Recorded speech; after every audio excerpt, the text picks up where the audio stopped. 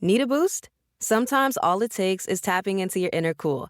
Icebreaker's gum helps you unleash the confidence within. Each chew releases a rush of icy flavor powered by cooling flavor crystals, sending a wave of refreshment to reinvigorate all your senses. Icebreaker's convenient pack fits everywhere, from car cup holders to backpack pockets, so you can find your cool wherever you go. Grab Icebreaker's gum online or at a store near you. These long dog days of summer, I mean, we just made it through a heat wave. Mama was parched through this heat wave. I was hitting up Dunkin' every single day, and I will continue to probably for the rest of my days, but especially this summer. Dunkin' is helping everyone stay cool this summer with its lineup of refreshers. These drinks are packed with bold, fruity flavors and served ice cold. It's amazing. Dunkin' refreshers are the perfect afternoon pick-me-up. I like to start my morning with them personally, and then sometimes I go back for a second one because I'm just feeling crazy. They come in a variety of delicious flavors, including fan favorites mango pineapple and strawberry dragon fruit. And then for a limited time, there's black cherry and there's pink pineapple. I'm going to tell you something right now, and it's a bold claim, let me tell you, but I stand behind it. Pink pineapple will change your life. It is so good. It has me feeling like I'm sitting in a pool, resort side, just living, honey. It's so yummy. Try your favorite flavor with green tea, sparkling water, lemonade, or Dunkin's all-new limeade. I haven't tried the limeade yet, but I'm going to. Usually I get my drinks made with green tea and occasionally lemonade, but I do really like the green tea. Or if you don't want to build your own, try one of Dunkin's curated refreshers like the Cherry Lime Ricky or the Ultimate Pink Daydream. The Cherry Lime Ricky, scrumptious. I could drink like 3 of these a day. They're so freaking yummy. Head to Dunkin' today and find your favorite refresher. Dunkin' refreshers contain less than 1% fruit juice. Limited time offer. Every good detective needs a partner to support them on important cases. Think of a State Farm agent like your sidekick, there to help you along the way in your search for coverage.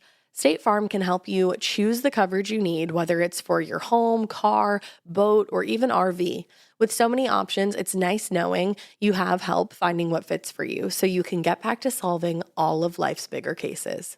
Go to statefarm.com or use the award-winning app to connect with a local agent and get a quote. Like a good neighbor, State Farm is there. Hey, weirdos. I'm Elena. I'm Ash. And this is Morbid.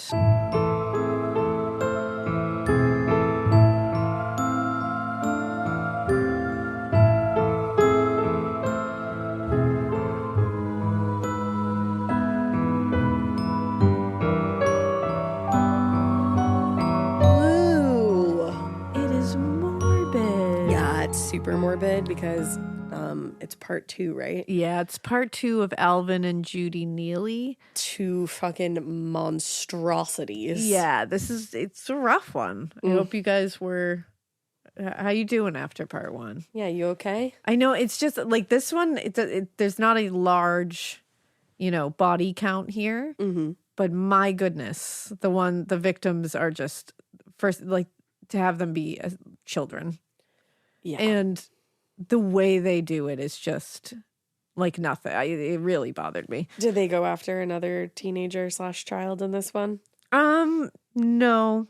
Okay. But it's another young woman. Okay. It's bad. I mean, it's sad all the way around. Yeah, it really is. So when we last left you, police had found Lisa Milliken's body, 13-year-old Lisa Milliken. Yeah. Who was lured away from a mall when she was on an outing with a group from a home for neglected and abandoned girls. That's so terrible.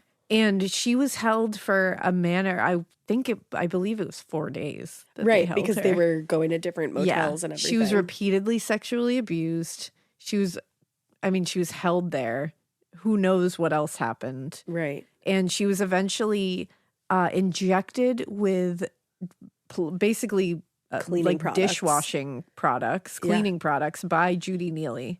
And 6 times and then thrown into a canyon after being shot in the chest. Do they know, were they able to determine when she had been injecting her with the cleaning products? They believe it was when she was tied to the tree that same day outside. And she didn't die right away. So she was shot in the chest and thrown over the canyon. My God. Yeah. It's horrific. It's like unthinkable. Truly. So that's where we left you, which is a pretty horrible note to leave you on. Investigators really did do their due diligence in this. They were trying their hardest. They were going after every lead. When we talked to you in part 1, all the departments are working together right now, which is great. Good. And it's going to help them stop this quicker, but unfortunately not quick enough for someone else to die. Okay. So on the afternoon of October 3rd, Diane Bobo was on her way to work at a Hardee's restaurant in Rome. Unfortunately, she ran out of gas near the Thornwood School. Oh. And it was like this whole ordeal she went through where it was like she ran out of gas and then she tried to push the car and then she like ended up stalling in the middle of like this intersection. She had to push the truck off the road. Just like going just through it. Just a bad morning. And she called her husband from a payphone and then she sat on the curb and just waited for him to come. She was like, you know, I gave it my all. This thing is not starting, so I need help. So while she's waiting, she's by herself. She's just waiting on the curb. And Diane was approached by a young woman she'd never seen before. Judith. She later, so as Diane was later able to describe this, so Diane is going to be okay. She would later describe this young woman as wearing clothes, quote, that looked too big for her and appeared as if she'd been wearing them for several days. Yeah. So basically, Judy always looks foul when she walks up to people, which I think is by design as well as just by nature. Is she trying to look like destitute? I think she's trying to look desperate for help. Yeah. She's trying, because she looks younger. She is younger. Yeah. So she's trying to walk up looking like somebody that's in real trouble. And hopefully needs your help. Somebody will, basically preying on the goodness of others. Yeah, that's always good. And the girl said to her, "Don't I know you? Aren't you Patricia Alexander?" And Diane was like, "I am not Patricia, nor am I Alexander. I am neither of those things."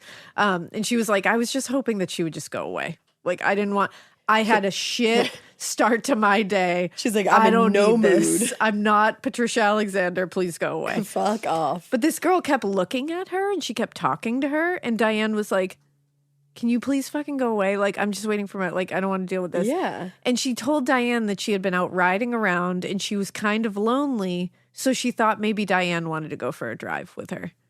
What? And Diane was like, on no planet would I want to do that. And by no situation would I want to do that. But she said also, she just seemed off. Something about her, she said her vibes were horrific. Well, somebody's asking you, like, you know, I'm just bored. I wanted to go for a drive with someone. Run the fucking other way. Yeah. Get out of there. She said the vibes were just weird, filthy. dirty. And then she looked over at the girl's car and she saw a child in the car. Because remember, Judy has children. Oh, fuck. I literally forgot that. I was like, why does she have a child? Yep. And she said, but this girl was telling me she was alone. And she's lonely. And she's lonely. But there's a kid in the car. And she was and Diane was like, "Listen, no, I'm good." And she was like, my car just broke down. I got to go to work. I'm not driving around with you. And my husband is coming, so piss off. And so Judy was like, "Well, no, I can give you a ride to work. Like, why don't you just get in my car? I'll give you a ride to work." And Diane was like, "Listen, why are you trying so I just called my husband. He's on his way." And the girl got even more persistent and was like, "Get in my car. You should get in my car." And Diane was like, "No." And she finally got super firm with her and was like, "No, bitch. Like, leave my presence. I don't want to deal with this." And finally the girl walked away and went back to her car. And she drove off. And she drove off right as Diane's husband pulled up on his motorcycle. Thank goodness. Good timing. So later that evening, John Hancock and his 22-year-old girlfriend, Janice Chapman, were walking home after visiting Janice's mother. They're walking on the side of the road when a brown car pulls up next to them. No, thank you. The young woman driving the car told the couple she was new in town, she didn't know anyone, and she wondered if they wanted to drive around with her for a while. That immediately makes me think of John Mulaney. I'm new in right? town. It does. I'm new in town. John initially was like, "No, thank you. Like, bye." And told the driver that they didn't actually need a ride. It's fine. Like, we're good. Because she was like, "It looks like you need a ride. Like, I'll bring you where you need to go. Like, we can just, we'll be friends." No. But he looked at his girlfriend and Janice wanted to go. Like, it was clear. So the thing is, Janice had struggled to make friends. She had a lot of social issues in general. So John thought that this was like going to help. Oh. He was like, I just didn't want to discourage her if she was actually looking to like connect with another human being. So like he branch out. Yeah, he was just trying not to like, Rain burst on her her bubble. parade. You know, all that. Burst her bubble. Yuck her yum, you know? That's all I got. So they got in the car. Oh, no. Now, almost immediately after getting in the car, they noticed something was off. Something was off about the car. Something was off about the driver, the whole situation. And so the driver had told John and Janice, again, that she was new in town and didn't know anybody. Mm-hmm. But after they pull away, she starts talking to a man over CB radio. Oh, and even like that alone is just so creepy. You get in a car with a stranger and then they start talking to someone over CB radio. That's like, so again, we say this all the time, but something that would happen in a movie and you'd be like, too much. Yeah. And it's like, this happened. What do? You're already in the car at this point. So it's like, and something about CB radio, man. Ever since Joyride. Yeah, Joyride has really, and obviously Joyride had not come out yet. So, no. But they hadn't been driving for long when they crossed over into, I think it's Chattooga County. Chattooga? Yeah. Okay. And the girl pulled over to the side of the road beside a very large, very, very densely forested area. Oh, no. And before he could even ask, because he's like, what the fuck is going on? Before he can even ask, why the hell are we stopping and pulling over next to a forest? Yeah. The girl turns to John and points a gun at him. Oh, no. She demands that he get out of the car. And by then, another car had pulled up and a large man got out. Oh, my God. I think we know who these two are. And John was so confused, had no idea what to do. He doesn't know if this girl is going to shoot Janice, shoot him, shoot both of them, shoot herself. He doesn't know what the hell is happening. He's like, she looked serious. Like, this was not a bluff. Right. And so he did as he was told and he got in the other car. He was like, I didn't know what else to do. I didn't want to put anybody in danger. Who knows what you would do in that situation? So both cars drive around the area together for hours. So John is now in Alvin's car. And now Janice is in Judy's car. They're driving around for hours. Hours. Until arriving at an isolated area. John was told to get out of the car he was in. Once he was out of the car, the girl got out of the other car. And forced John into the woods a little ways. Then without warning, she shot him in the back. Oh my God. And just left him for dead and walked back to the car and drove off with Janice inside. Oh my God. Just walked him into the woods, shot him in the back and left him there. And thought he had died. Yep. But clearly the way you're telling the story, he did not. No. And it wasn't very light in the woods. Like there was no natural light coming in and it was already getting dark. Right. And so Judy couldn't really see where she had shot John. Okay. She just assumed that whatever she had done there, it would be enough to at least prevent him from making it out of the woods. And that eventually he would just die because he wouldn't be able to find his way out of the woods because it's dark. But the bullet had actually gone through his right shoulder. Oh my God. And it had lodged in his scapula. Oh. Which is a very painful injury, but it's not disabling. Okay, well that's great. So that's not great, but it's great that he was able to just play for a minute, play dead, and then get up. Exactly. Because not long after the car pulled away, he was able to make his way out of the woods, and he flagged down a truck driver who picked him up and drove him to Floyd County Medical Center. And emergency room attendants were able to get the bullet out of his scapula. Wow. And he was discharged around 4:30 a.m., just an hour and a half after arriving at the hospital. And he talked to a sheriff's deputy immediately. The way this man just got shot, finds his way out of the woods, hitchhikes to the hospital, gets a bullet removed from his shoulder, and after an hour and a half, they're like, okay, bye. You can leave now. We'll bill your insurance. And then he's like, cool, I'll go to the sheriff's office, I guess. This man lived a whole ass life in a matter of a few hours. A whole lifetime. Oh my. And he's sitting there wondering what the fuck is going on with he doesn't know where Janice is. Wife or girlfriend? His girlfriend. Girlfriend. And so later that morning, a sheriff's deputy and an agent from the Georgia Bureau of Investigation, the GBI, they visited John at home to take his statement. And at first they were skeptical about what they heard. He was shot, y'all.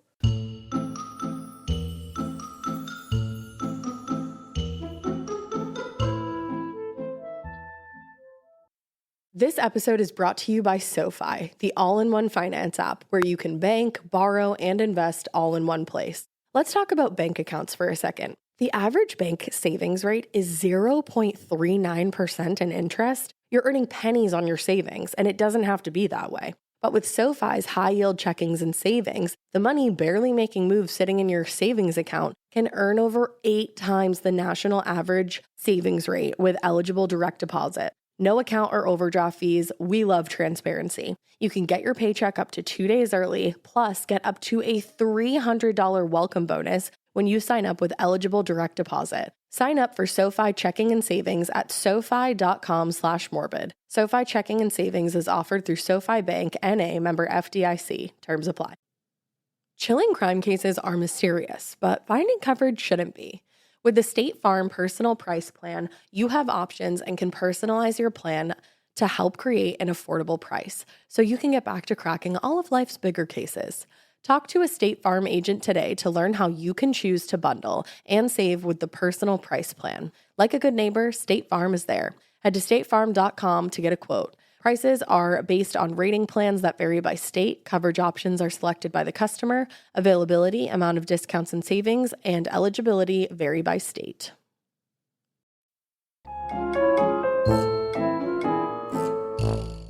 The reason being that John had a very flat affect and very like monotone way of talking. Well, because he's just gone fucking through it. Thank you. Today we would look at that and go, well, he's in shock. He's like, disassociating. Yeah, like, and also today I think we look at it a lot more. We've said this in a few other cases as everyone reacts differently to situations. And some people aren't going to react the way that you want them to. And that doesn't mean that they're not feeling the feeling. It just means that they're not portraying the feeling how you want them to. I'm sure like his lack of emotion combined with his like non-life threatening injury, the way that he was I'm sure shot, it was all kinds of it stuff. all just went hand in hand. But it just never like occurred to anyone at first that like maybe he just talks like this normally. And maybe he's just telling the truth. To investigators, it seemed like he was very casual about having been shot and his girlfriend having been abducted. And there were other parts of the story that struck them as a little strange at first. Like the couple had gotten into the car really easily. And like they were like, you didn't try to overpower the driver at any point. Like, you know, she had a gun. They were asking questions which they should ask. Of course. Obviously, because we have seen also cases where someone opposite. pretends that they are a victim and they are actually part of the whole thing. So it's like, I totally get why they were doubling down on what they had to say, but like you can look at it both ways. But regardless of what they were suspecting here about John, it did appear as though Janice Chapman had been abducted. So that had really happened.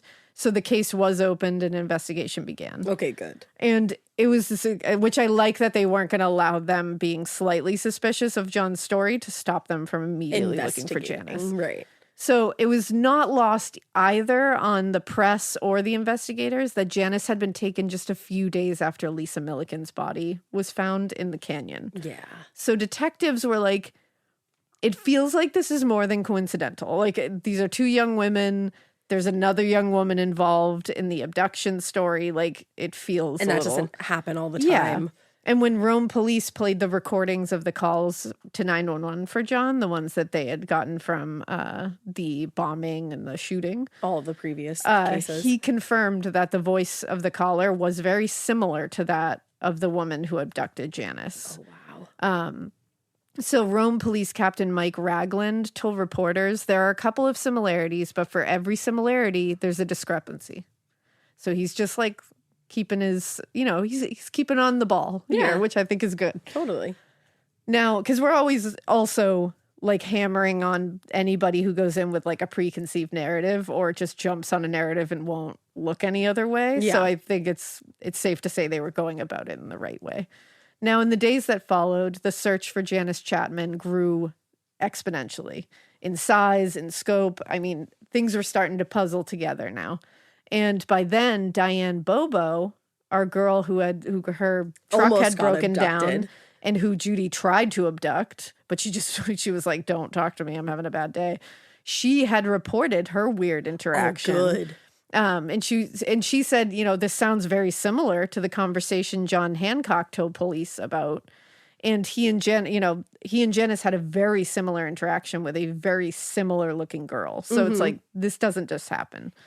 And the linkage was further confirmed a day later when a Rome woman called police to report that her 13-year-old daughter had been approached by a young woman who tried to lure her into a car. Oh, no. So they were trying to go on like a spree. Absolutely. And the girl's description of the driver and the car matched the same one given by Diane Bobo and John Hancock. Oh, no. So we're really going here now. Yeah. And there were other similarities too, like the 38 caliber. Yeah, you're like, let's go. I'm like, come on. There was the 38 caliber bullet that was pulled from John Hancock's shoulder was a match for the ones in the Lisa Milliken case. I didn't even think of that possibility. So they were able to now put these together, and now they're looking at John too and being like, sorry. So it didn't take long before the voice on the 911 recordings about Lisa Milliken was recognized as being very similar to the voice of the person who placed the calls to Ken Dooley and Linda Adair several weeks before all this. And it was confirmed by Dooley and Adair in police interviews that this is the same voice. And to investigators, it was pretty clear that there was at least 2 people that were terrorizing the Rome community. Yeah. And now they're kidnapping and trying to murder young women, in some cases succeeding. Like, this has escalated quite quickly. But the thing was, it's like they all seemed similar and they had similarities, but they were random as fuck. Well, that's the thing. Like the calling and threatening to bomb somebody's house, or actually going through with it, throwing a bomb at someone's Molotov house, cocktail, shooting into someone's house, a man and a woman, and then abducting and killing a 13-year-old girl. Right. Attempting to do it to other women of varying ages. Yup. But like younger, I guess. And then abducting a 22-year-old girl and shooting her adult boyfriend. It's all very just like willy all fucking over the nilly. place. It's like you can't figure out that. And the worst part about this was like they have all these connective similarities. Like they can pull this thread through all of them and go, yeah, we know this is the same person, but we cannot predict what they're going to do next. No, there's who no knows? Predicting, and that's like terrifying. Absolutely. So although they had, like we just said, very little evidence to go on, detectives did believe that their suspects, or at least, the young woman, were probably from out of state. Okay. They also believed that there was a real connection to the Rome Youth Development Center. Yes, definitely. And they were like, we can't figure it totally out, but there's got to be something. So they decided, which was smart, to comb through the records there, looking for anyone who matched the composite sketches that they were able to put together from the various witnesses who had this woman approach them. And they decided to cross-reference those ones with anyone on that list who was out of state. Okay. And after tons of detailed research and work, like real work, they were able to track down everyone on the list and verify their alibis. Wow. Except for one. Judith Neelley. Ugh, what a bitch. So as Rome Police Detective Kenneth Kine read through Judy's file, he began seeing, some circumstantial and anecdotal things that, at least in his mind, linked Neelley to the crimes committed around Rome. He was like, you know what? I could see this. Okay. She had first been arrested for committing a robbery at the same location Lisa Milliken disappeared from. Oh, I didn't even put two and two together on that. The couple was arrested near the area where Lisa's body was discovered for that robbery. And she appeared to be committing crimes with a man. Yup. And so a few days later, on October 12th, John Hancock picked Judy's photo out of a photo lineup and said she was definitely the woman who shot him. And later that day, Diane Bobo and the 13-year-old girl who Judy had attempted to abduct in Rome also identified Judy's photo from a lineup as being the woman who tried to lure them into her car. This is my favorite part of the whole story. When it all just starts coming together. It's like what we say in the rewatcher, it's the third act montage. Oh, it is, because it's just coming. The Scooby Gang unites and just gets all the evidence together. So based on the identifications, arrest warrants were issued for the arrest of Judy Neelley. Let's go. And as luck would have it, investigators didn't have to look too hard for their suspects, because 3 days earlier, on October 9th, Judy was arrested in Murfreesboro, Tennessee for passing bad checks. Are you kidding me? So she had already been arrested. Wow. And add that to the list now. Exactly. Bad checks. Unable to make bond, she sat in the Rutherford County Jail in a cell where she was repeatedly visited by a man who seemed very anxious every time he came to speak with her. Imagine that. So Rutherford County spokesperson Lucille Butner told reporters, the officers here got suspicious because the man had been in so many times. And a few days later, Tennessee authorities arrested Alvin Neelley for not the murders yet, or the abductions, but as him being an accomplice to her larceny scheme that she was doing. So they were able to get him on that. Smart. On the morning of October 14th, 1982, detectives sat down to try to pull all the pieces together, but the problem was they still didn't know where Janice was. I was just about to ask, where's Janice in all of this? And at this point, it's not looking good. No, because now one of them is in jail and then the other's visiting. It's like, where's Janice? Right. So after all of this, when they sat down with Alvin, they realized he was a little sniveling coward. Because remember, Alvin is a failure. Yeah. In all ways and just that one can be a failure. He was a fucking worm. And Kynes said he was just a complete wimp, not too bright, more or less a slob. He just didn't fit the picture at all. And right then I thought there must be something real strange in all of this. And he was even more surprised when Alvin told him he wanted to talk about the crimes. But then he said, I didn't do no murder. I ain't never killed nobody. And I was like, well, I think by what you just said, I think you said you've killed people. Yeah. Because I don't know if those double negatives all add up to a positive, but... If you ain't never, then you did. Then you did. Because it means you didn't never, so you did. So you did, exactly. Yeah. So it sounds to me like you just admitted to murder, my friend. Correct. So Alvin's lawyer, William Burton, came to the police station, and they all sat down for a formal interview with Alvin Neelley. And according to Alvin, he had been with his twins, remember his children. That's so upsetting. On the night of October 3rd, and he got a call on the CB from his wife. Judy told him she'd picked up two people, and she referred to these people as John and Kay. Okay. Kay is Janice's middle name. Oh, okay. And she said she wanted him to meet them. Uh-huh. Now, once he drove out to meet them, they all got, and by the way, he brought his children. Okay. Once they all got out of their cars and exchanged introductions, John got in Alvin's car and Kay got back in, and he was referring to her as Kay, into Judy's car with the kids. And they all drove around for a little while. Wait, sorry. So the kids are with who at this point? Are now with Judy.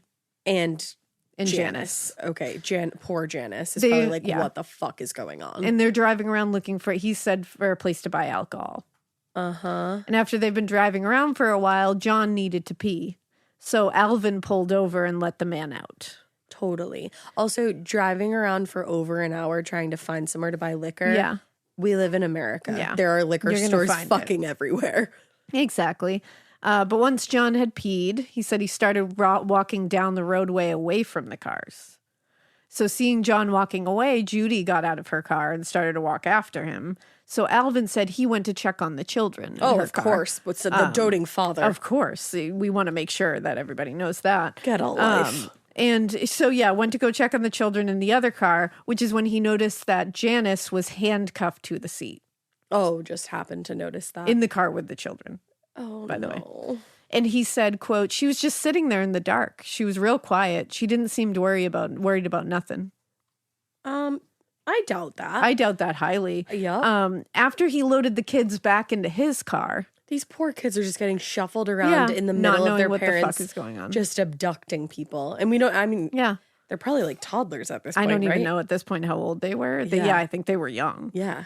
So Alvin yelled after John and Judy, telling them to hurry up. But only Judy came back, he said. But he didn't know what happened. That tracks. There was no plan there, Didn't hear a gunshot or anything. Yeah, and from there they just went back to the motel room where Judy told Alvin she had shot John. Oh. Yeah. Once they were back at the motel room, Judy began mocking Janice and making fun of the way she spoke. Oh, I really hate that. But he said Janice didn't seem really bothered by it.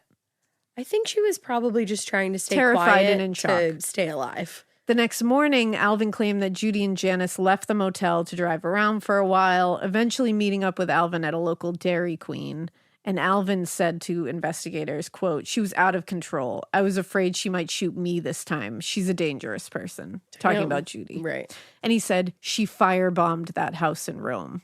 Oh, shit. And he said that Judy and Janice left the Dairy Queen together, and when Judy came back alone, she told him she had shot the girl and left her body along a rural back road. Oh. He then drew up a map for investigators, and he signed it. Oh, wow.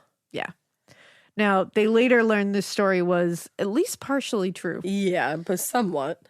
The next day, October 15th, Janice Chapman's body was discovered alongside a rural road in Haywood Valley.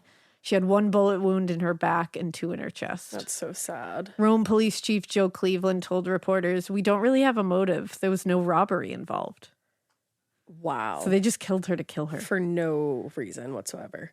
And I love that Alvin just wasted no fucking time pinning all the murders on his wife. Every single one. He is the most sniveling little worm I've ever seen. Like, she is a piece of absolute fucking garbage. Yeah. The 2 of them. She just showed me a picture of them. I'm like, oh, I know.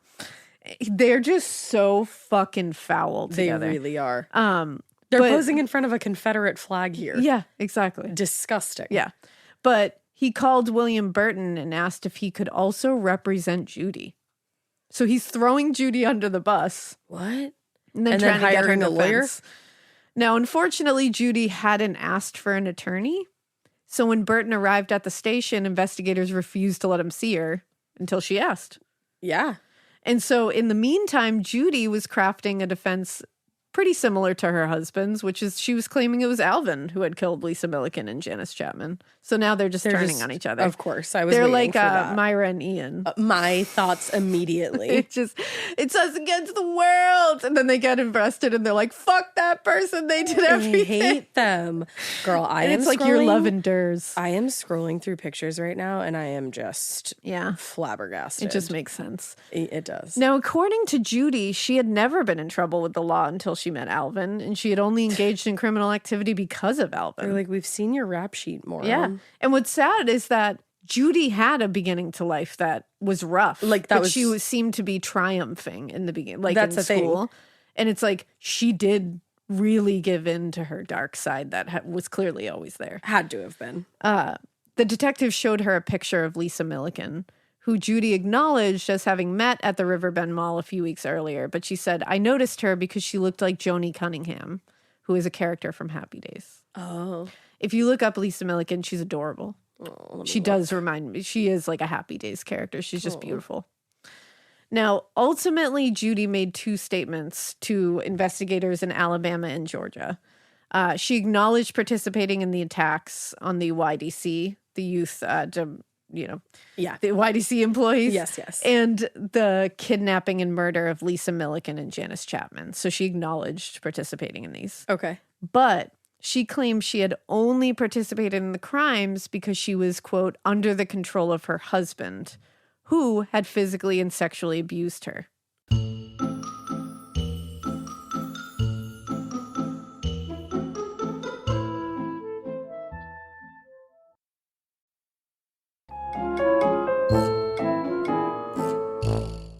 Okay. Now, here's the thing. He is a piece of fucking shit. Absolutely. He is a monster. He has a noted and proven history of being physically and sexually abusive to the women, the girls. I was going to in say his young life. girls. So that can all be true. Absolutely. That doesn't take your Doesn't mean you your murder anyone. involvement away. Yeah. You did it. And also, it doesn't take it away. It's like, so your life is just terrible all around. All of it is, and it's like, there's so much mess here, Yeah. you know, that like all of these things can be true at once. That's exactly that it. Judy's a fucking monster. She had monstrosity inside of her. And she's a predator. She's a predator. And it's like, so she has that inside of her. Absolutely. And Alvin is also a fucking predator. monster and doesn't even hide his monstrosity. It's just right out in the open. He beats the shit out of people he's supposed to love. Mm-hmm. He threatens to kill his own children. Like, he's a piece of absolute fucking garbage. It sounds and like so is she. neither of them knew how to love. No. They are. So it's very real to believe that all of this is true at once. I that do. she had this inside of her and that she deserves to be punished for it, and that he also was in control of her and physically and sexually assaulted her to gain control. I believe it. I believe all of it. Yep. So, according to Judy, Alvin had demanded that she find girls and young women for him to sexually assault, and that she only agreed to help because, quote, she was willing to do anything to avoid further abuse. Okay. I believe that up to a point. Exactly. It's like, nope, you did enjoyed it. You did it. You literally inserted cleaning products into somebody's body. Yeah, it's like, I don't feel bad Or about injected, that excuse part. me. Like, I don't feel bad about who you are on the inside. Like, you clearly let it out. This whole thing, that's why this case is so fucked up. Because it's just like, it is hard to see any of the, any good or any kind of positive anywhere here. Layers and layers of fucked up, Yeah. putrid, Sadness. nasty shit. Horrible rage. Yeah, this is abuse, trauma. lousy with sadness. The more investigators spoke to both of them, Alvin and Judy, the more convinced they became that, like what we were saying, neither one of them was telling the full truth. No. And that's how we are kind of saying it here. All of these things can be true and they cannot be true at all. So just days after Alvin was trying to completely blame Judy for all the murders, he'd come up with a new explanation. He said there were 7 other victims. And according to Alvin, he and Judy were, quote, recruiters and enforcers, and this is a quote, in a prostitution ring, but not all of the slayings were connected to prostitution. And that was a quote, by the way. Okay. So now he's trying to say that he's working for this ring and he's an enforcer and a recruiter along with Judy, and that this all has to do with that. Uh-huh. Now, based on his statements to police, Alvin did seem to have some details about the murders of young women that had happened around the state that they hadn't connected to them. Okay. But it wasn't super clear whether that was because he was involved in them or he could have just read about it in the paper. Like, it was knew in about the it news. Like the anyways. things he had weren't things he couldn't have gotten in the media.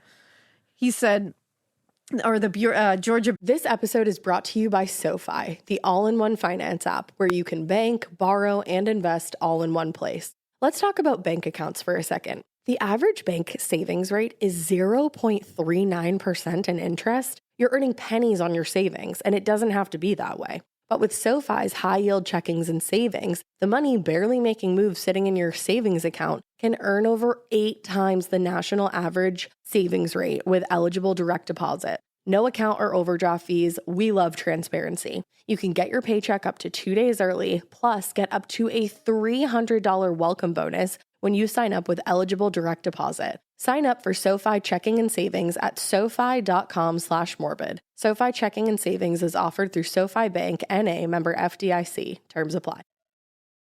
The best summer pieces are the ones you end up wearing on repeat. Comfortable, versatile, and somehow right for almost every occasion. Quince makes it easy to create a summer wardrobe that you'll love, with elevated essentials made from premium materials like European linen, organic cotton, and washable silk, without the traditional retail markup. I love that! Quince's 100% European linen pants, dresses, and tops are the pieces that you absolutely will reach for all summer long. I absolutely love their linen. I have so many pairs of their linen pants, which you can dress up or you can dress down in the summer. Like, say you're going to a nice dinner, you can pair it with like a silk shirt, a really cute necklace, some good, makeup and an updo. Or if you're just looking for a more casual look, you can do the linen pants with like a loose button-up shirt and you still look really chic, kind of like, I don't know, Diane Keaton vibes, I kind of think. Also, it's not just apparel. Quince also offers elevated essentials for your home, from bedding and bath to kitchen essentials and furniture. They have it all, honey. I am a big lover of Quince, and I really do think you will be too. Make your summer wardrobe feel easier. Go to quince.com/morbid for free shipping on your order and 365-day returns. Now available in Canada too. That's QUINCE.com/morbid for free shipping and 365-day returns. Quince.com/morbid. Bureau of Investigations Director Phil Peters told the press, "All I can tell you is we're checking it out.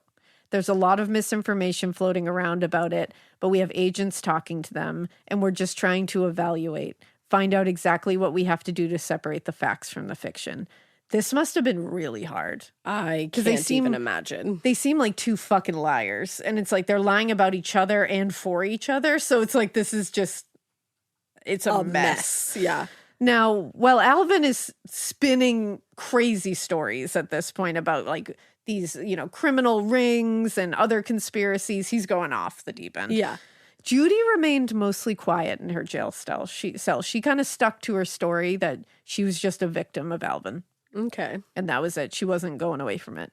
Well, that was probably her best case scenario. It truly was. Now, to most investigators and among people in the media, Judy's explanation was, as good as any other. They saw who Alvin was, so it wasn't completely out of the look at the timeline. realm of possibility. They got together when she's how old? 15. He has done this previously. Yep. Like they're seeing everything we've talked about.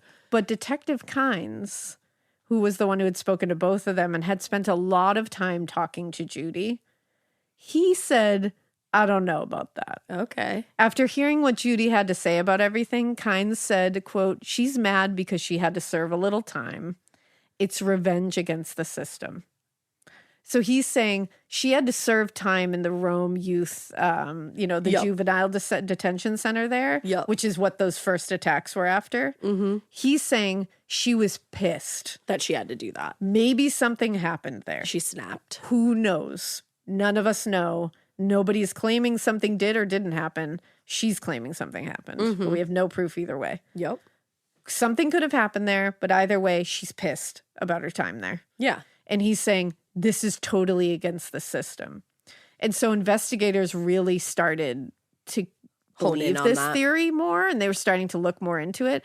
They started speaking more and more with Judy, trying to get a little more out of her. And in an interview with Alabama District Attorney Richard, I think it's Egu, I believe it is. I'm sorry, Richard. Judy explained that she liked Lisa and didn't want to hurt her.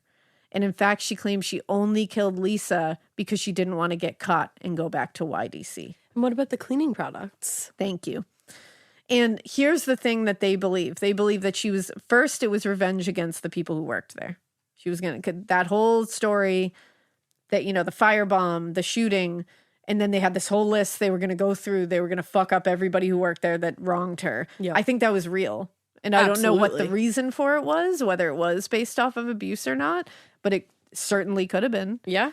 And what they think now is that she started going after like people that were similar to her in that position, like young girls.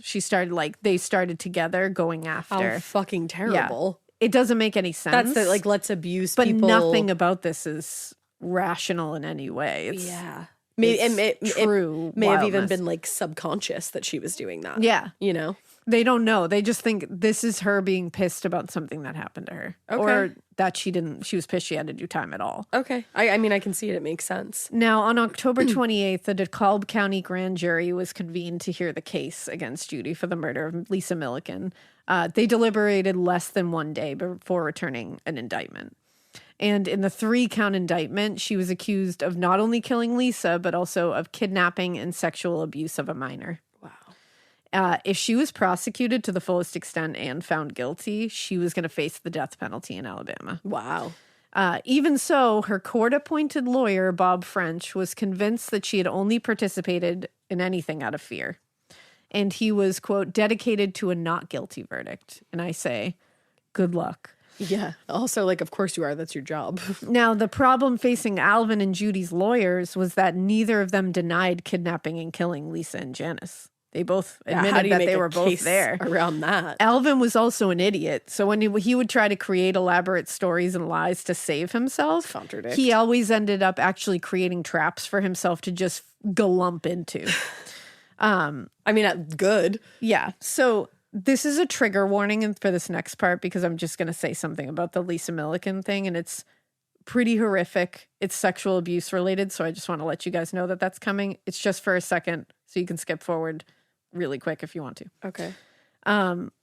For example, during an interview with GBI agents, Alvin repeatedly denied raping Lisa Milliken, but when agents looked at him and said, well, how the fuck, then, did she have semen found inside of her if you did not rape her? Mm-hmm. And Alvin said he just kept denying, but then he turned it into an outrageous lie. Oh, God. According to Alvin, he said, and this is horrific, he said Lisa was handcuffed to the bed in the motel room when Judy masturbated him into a Dixie cup and then poured it into Lisa.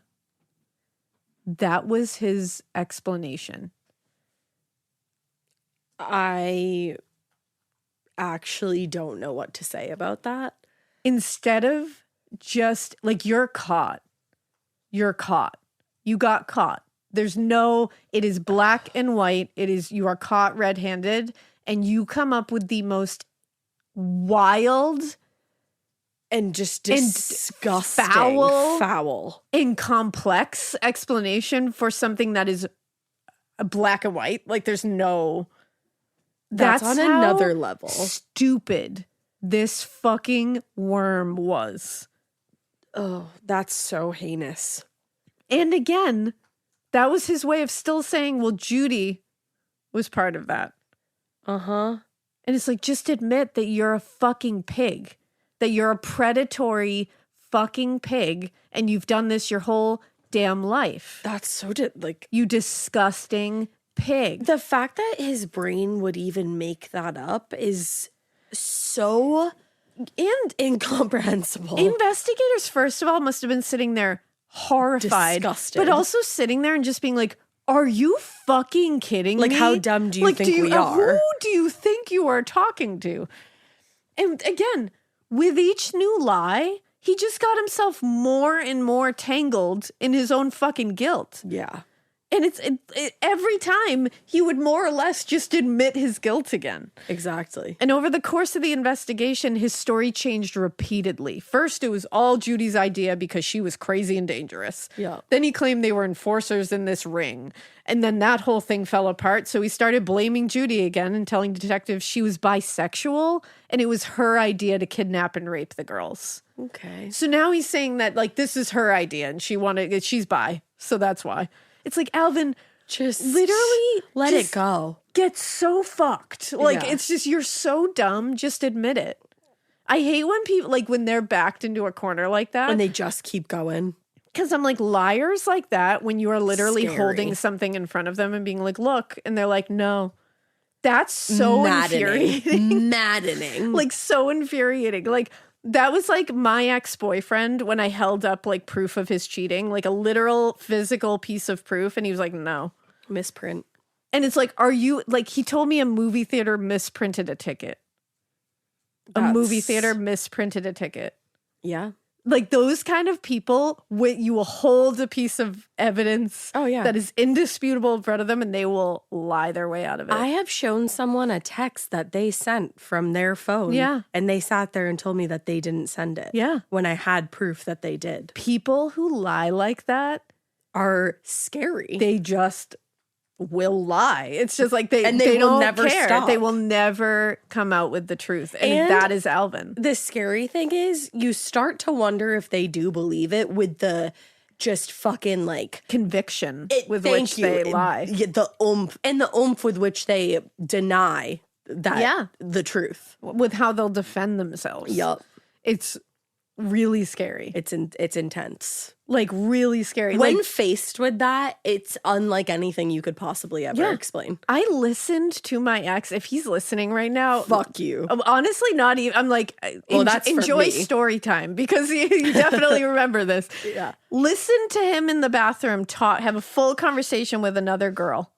Full conversation, making plans. Listen to the whole thing. Heard her voice. Could hear the entire thing. Heard him like talking back. Oh yeah, having a full conversation. Yep. And then he came out and I said, what the fuck? I just listened to that entire thing. I know you were talking to a girl. And he said, I was listening to a voicemail. That's unbelievable. And then like, you feel crazy. Oh yeah. Because I was like, oh, obviously I'm crazy. That's the other thing. That's will make what these people do, like though. The wildest tales. You'll be like, that probably happened. Yeah, you're like, oh, I'm the crazy. Fuck. Like, I'm being very, I'm losing it. I'm being wild for even, I need to check myself. Before I wreck myself. That's what Alvin, I think, that's also why he surrounds himself with younger people. Because they're easier to dominate. Because he likes to control, and he obviously likes to have that manipulation tactic under his belt. That's what he uses. And he's disgusting. He's sitting here trying to pull it on seasoned fucking investigators, like the Georgia Bureau of Investigations. Seriously. And he's sitting there trying to pull that shit. I'm smarter than that you. would be like, you want to pull it on like a 19-year-old girl who thinks they're in love with you. Yeah, it's probably going to work. Like, oops, I know this. Yep. But you're trying to pull it on some people who have been through some shit. No, It's not going to work. They've seen like the worst of the worst. Of course. So it's just for him to pull out the Judy's bisexual and it's her idea to kidnap. So she's bi. So she wants to kidnap and rape girls. Thank you. That's the other thing. The I'm obvious like, conclusion. I know what you're trying to say here, sir, because this was the 70s. Yeah, it's like in the early 80s or late 70s. So he's like 80s. this terrible thing of bisexuality. They and just she's want to a murderer. go abduct and rape young women. Of course. And it's like, no, I think you have actually proven that you do that. Yeah. So good try. It's kind of your MO. But you're both gross. So in Congrats. Judy's case, Bob French, her court-appointed lawyer, Yes. was having a similar problem because in one interview after another, Judy confessed to participating in the assaults on the YDC workers and the kidnapping and murders of Lisa and Janice. So again, similar issue because like they've admitted it. So what's the case? And faced with 2 capital murder cases, he filed a motion in early December to have Judy tried as a juvenile. He acknowledged that his motion was pretty unlikely to be approved, like because of how bad it was. Yeah, the crime. He said, we would be remiss in our duties if we hadn't asked for the youthful offender status, since she is a juvenile. But I seriously doubt it will be granted considering the magnitude of the crime. The fact that she's still a fucking juvenile and this is her Still rap a sheet. juvenile. And how many fucking kids does she have? Does she just have the 2? Yeah. I mean, at this I point, think. she has 3, I think. 3. Yeah. Wow. I think at least 2. Wow. Yeah.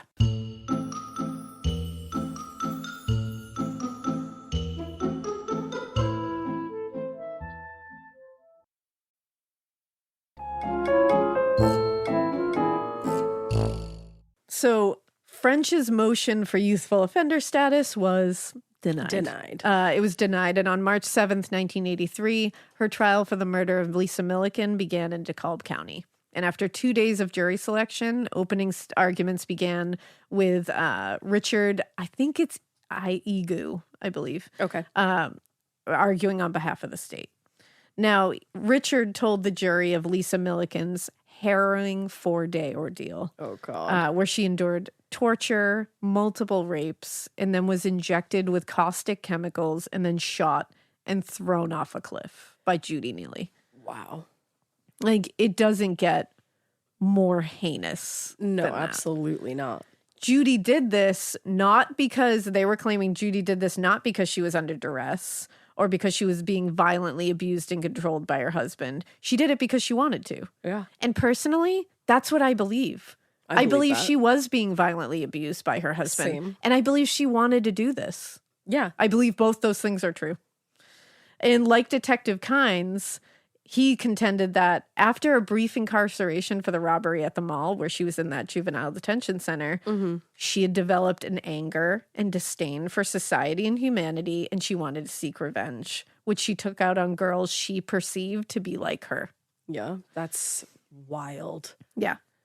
Now, in her defense, Bob French told the jury, a different side of this story. In his version of events, Judy was, quote, beaten and brainwashed into procuring 13-year-old Lisa Ann Milliken as a, quote unquote, sex partner, which I was like, you mean rape victim? Yeah. Fuck For off her with husband. And then she just followed his instructions in killing the girl and pushing her body into Little River Canyon, which is wild to me that like Judy's like, oh, I did it. Like, she's not even blaming it on Al. Like, she's not even being like, Alvin killed her. She's like, oh, no, I killed her. Right. And they're having to be like, yeah, she just did it because he told her to. And it's like, I think I don't there's think more so. to it than that. According to French, quote, every move, every action, every thought for carrying out this heinous event was planned, calculated, and instigated by Alvin Neelley, who had been violently controlling her actions since the day they met and began a relationship when she was only 15 years old. Again, I think it's all true. It's just, And I think she wanted to do it. it's wild to me that all of this happened in the span of like a couple of years. Yeah. Now, in support of his defense of what was then known as battered woman syndrome, that's referred to. He offered testimony from Judy's clinical psychiatric examinations that had concluded that Judy, quote, probably fits the battered women syndrome to the most severe extent that the psychiatrist had seen. Wow. This is why I do believe all of these things can be true. The psychiatrist also noted that Alvin's mental state was substituted for Judy's own, resulting in a situation where Judy, quote, had no intents of her own. So French told the jury Judy was reduced to a robot by this man, who saw himself as an extension of Clyde Barrow and his woman as Bonnie Parker. Oh. Who knows? I don't know. All I know is they're both terrible. That's the thing. That's like, the thing. It doesn't So matter again, what they think or I who don't they see dispute themselves any of as. this. Yeah. I think it's all true at the same time. And I think she It's didn't, fucked. do that. You know that feeling when you come home late from work and those puppy dog eyes just pierce right through your soul? Or when you're packing for a trip and your cat refuses to leave your suitcase? Yeah, we've all been there. Pet parent guilt is real. And you know what? It's completely normal. That's exactly why Hill's Pet Nutrition exists. They understand that being a pet parent means being human, with all of our imperfections and daily juggling acts. Hill's science-led nutrition helps you give more love than humanly possible. Whether it's those long work days or trying to balance attention between multiple pets, Hill's Pet Nutrition gets it. They've created science-based nutrition that supports your pet's lifelong health so you can feel confident even when life gets hectic. Because you're only human, there's Hill's. Science does more. Ready to let go of the guilt? Find the right food at hillspet.com/podcast. That's hillspet.com/podcast. Do you remember in school when you just knew that your teacher had a favorite of everything? They would always use the same blue dry erase marker when they wrote on the board, or they would talk nonstop about their favorite element during science. I had a teacher once that literally had a favorite brand of marker. She would only write with specific markers, and if another marker ended up in her classroom, she was TO'd. And honestly, I was probably her favorite student because at the end of the year, I got her that specific brand of marker.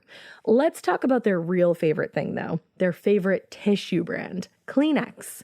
According to Teacher List, they are the #1 facial tissue trusted by teachers. Kleenex Ultra Soft tissues are silky soft to help prevent skin irritation, and now you can take them anywhere with Kleenex Snap and Go. I absolutely love Kleenex Snap and Go. It's so perfect to have that in your car. I had a cold last week and I was just, honey, my nose was a faucet. I hate to do this to you, but it was disgusting. Drew literally came out of our garage with like 15 of the Kleenex Snap and Goes, and I put those in my glove compartment, and honey, they were easy access. It was so nice knowing that I didn't have to blow my nose into like an old wrapper that I had. Ew. So do the best thing for your kids' teachers and stock up on the ultimate classroom favorite. Maybe it'll make them their teacher's favorite student. They definitely have a favorite. Don't even get me started because, again, you know it was me. For whatever happens next, grab Kleenex. Kind of thing. You don't inject someone with cleaning fluids 6 times and then shoot them in the chest unless you want to do that. Mm-hmm. So the district attorney acknowledged that Judy absolutely may have been influenced by her husband. And you know what? Maybe she wouldn't have acted violently without his urging. Maybe she would have held it all in. But she was still responsible for her actions that she did do. The hypothetical maybe she wouldn't have doesn't really have bearing on anything when Lisa and Janice are lying dead in the ground. Mm-hmm. So they said her plea was not guilty by reason of insanity. And even if it had been, such a plea does not include abnormal behavior manifested by repeated criminal or antisocial acts. And what has happened here is criminal, antisocial, and of the highest degree. So after 2 weeks of very graphic testimony, a lot of evidence, the jury deliberated for less than 4 hours and returned a verdict of guilty. Hell yeah. The circuit court jury recommended a sentence of life in prison without the possibility of parole, which I think Agreed. is very fair. Mm-hmm. French, her lawyer, said Judy is in pretty bad shape, and he referred to her as a basket case. Okay. Again, a quote. Yes, of course. Under Alabama. Under That's the fancy way to say it. Alabama. Alabama. Under Alabama law, the judge actually has the right to accept or reject the jury's recommendation for a sentence. Oh, that's interesting. So although they recommended life without parole, he had the total authority to say yes or no to that. Wow. And when Judy returned for sentencing on April 18th, 1983, DeKalb County Circuit Court Judge Randall Cole actually chose not to accept it. Huh. and he sentenced Judy to death. Shit. He said, by any standards acceptable to a civilized society, this crime was heinous, atrocious, and cruel. Agreed. And asked by the judge if she had anything to say on her own behalf, Judy said, I didn't have any feelings. I had no thoughts or feelings except to do what I was told. There's nothing I can do to change the past. I can keep things from happening again. I can help battered wives, and that's what I want to do. Now, I don't know if it was really love or fright from being so scared of him or dependency. One of my biggest pet peeves in murder trials is when the person says, I can't change the past. We know. Because you know what? Everybody fucking knows that.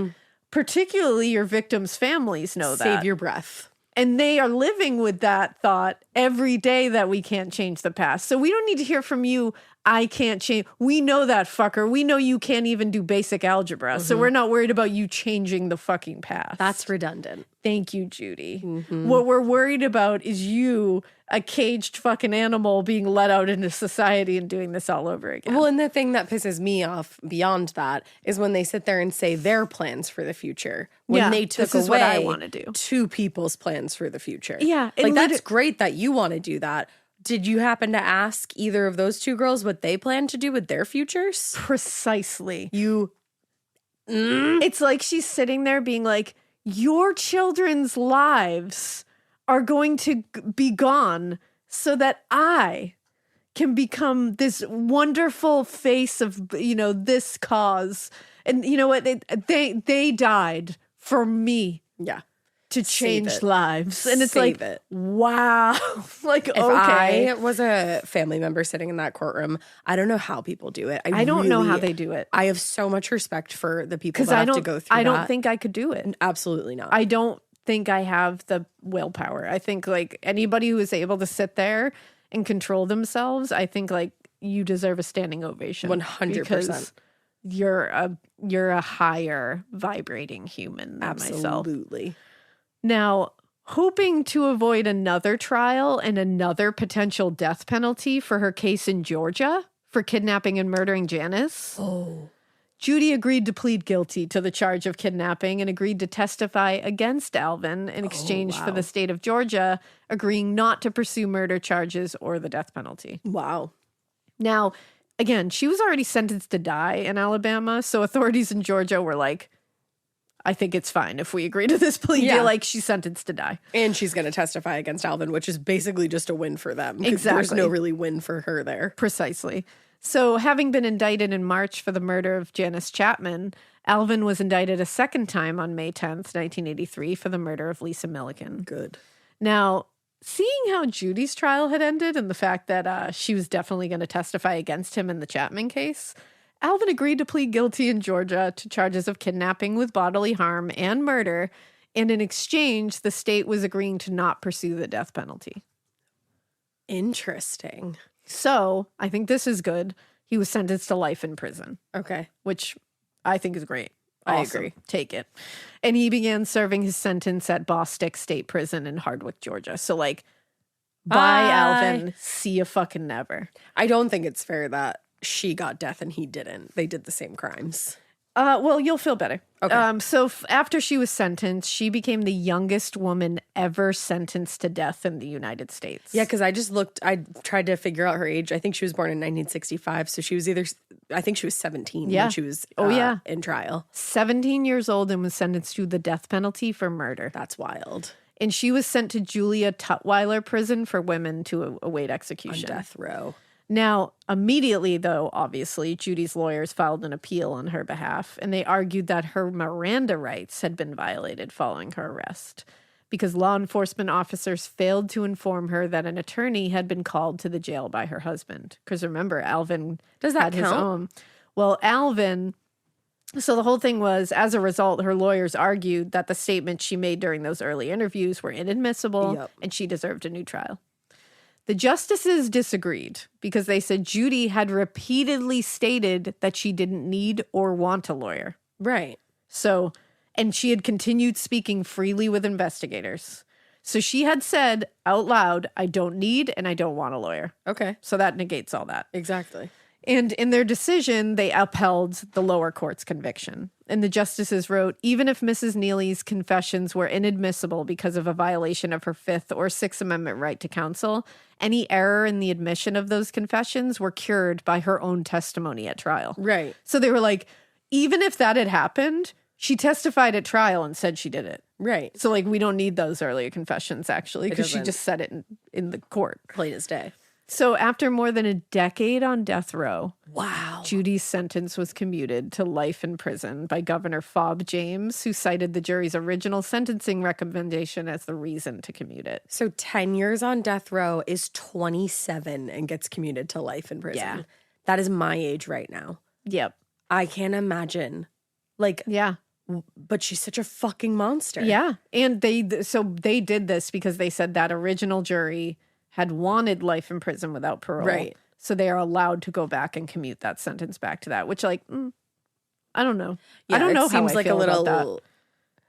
I got to look further into that. Like, I don't want to spout out an opinion without being fully researched. My initial thought is like, but I think in this case it's a because it's like, what the fuck? Yeah. But I guess it could be beneficial in other cases if maybe the judge handed out like a and I'm ridiculously unfair sentence. Yeah, and I think I'm also moving my opinion on the death penalty so much that I think I'm also just like, I honestly, life without parole, I'm like, that works for me. Yeah. And I guess in my opinion, it's like, what's the point of having the jury if the judge can just do whatever the fuck they want?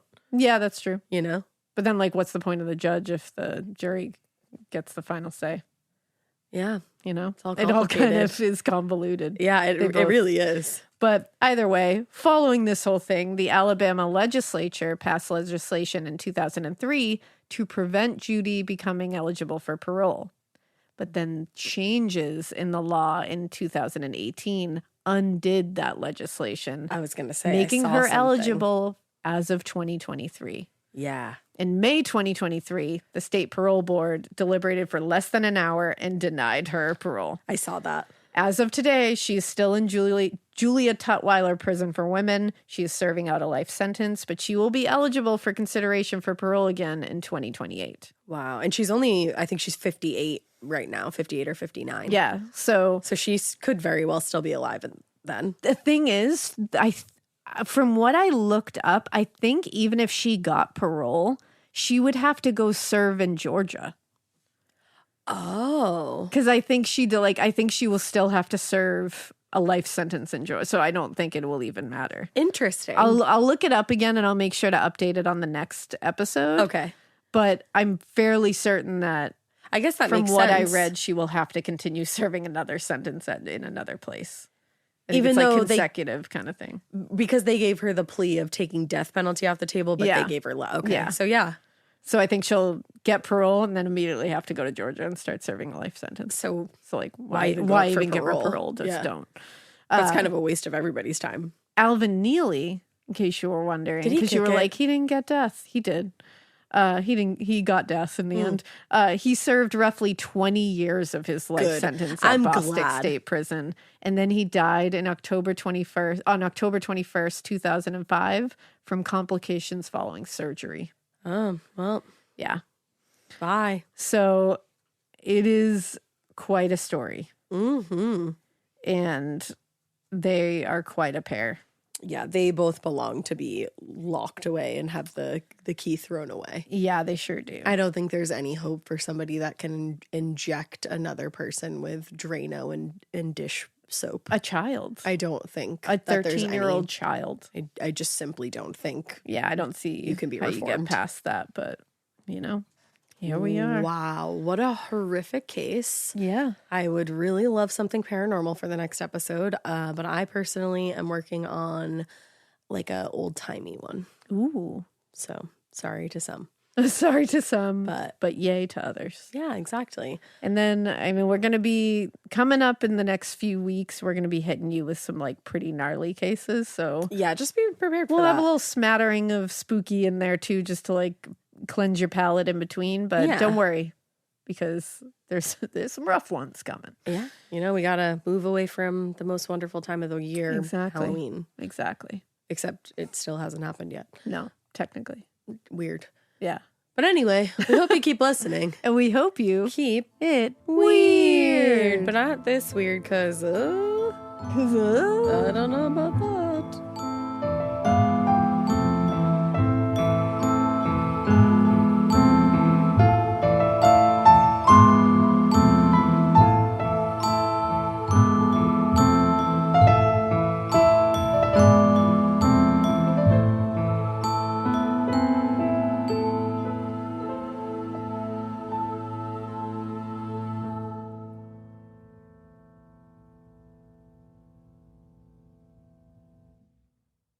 Say you've always wanted to have a backyard oasis. Here's the thing. If you get smart with your money, you can do things like that. With Empower, you can start making the most out of your money so you can go out and live a little. Isn't that why we work so hard? To have some fun with our money?